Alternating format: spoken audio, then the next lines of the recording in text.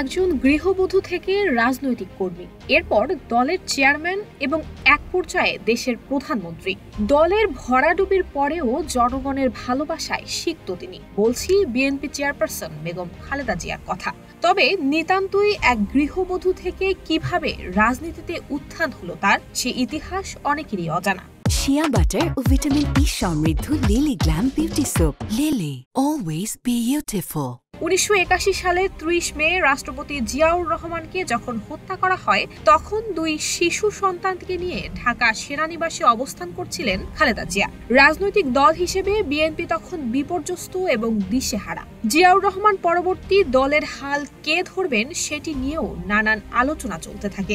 BNP নেতারা তখন দ্বিধাগ্রস্ত এবং তাদের মধ্যে চলছিল ব্যাপক কোন্দল। এমন সময় ভাইস প্রেসিডেন্ট বিচারপতি আব্দুস সাত্তার অস্থায়ী প্রেসিডেন্টের দায়িত্ব নেন।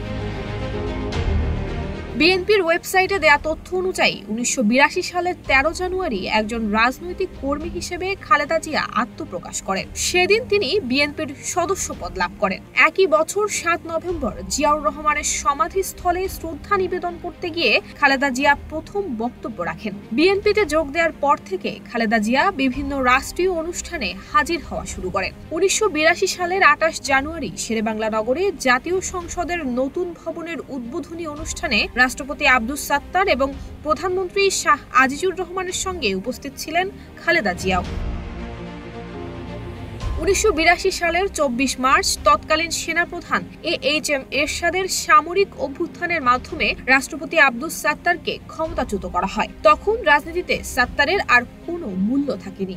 সাত্তার আনুষ্ঠানিকভাবে বিএনপির চেয়ারম্যান থাকলেও দল পরিচালনায় খালেদা জিয়ার প্রভাব বাড়তে থাকে। 1983 সালের মার্চ মাসে খালেদা জিয়া দলের সিনিয়র ভাইস চেয়ারম্যান হন এবং এপ্রিল মাসের প্রথমে বিএনপির এক বর্ধিত সভায় তিনি ভাষণ দেন। কিন্তু তৎকালীন বিএনপির কিছু নেতা সেটি পছন্দ করেননি। বিএনপির সেই অংশটি ভিন্ন আরেকটি জায়গায় বৈঠকের আয়োজন করে। সিনিয়র ভাইস চেয়ারম্যান হিসেবে দায়িত্ব পালনের কয়েক মাস পরেই খালেদা জিয়া দলের ভারপ্রাপ্ত চেয়ারম্যান হন।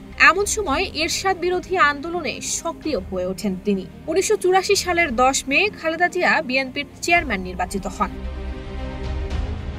রাজনীতিতে আসার 10 বছরের মধ্যেই প্রধানমন্ত্রী হন খালেদা জিয়া। তার শাসনামল 1991 থেকে 96 এবং 2001 থেকে 2006 এই দুই ভাগে ভাগ করেন রাজনৈতিক পর্যবেক্ষকরা।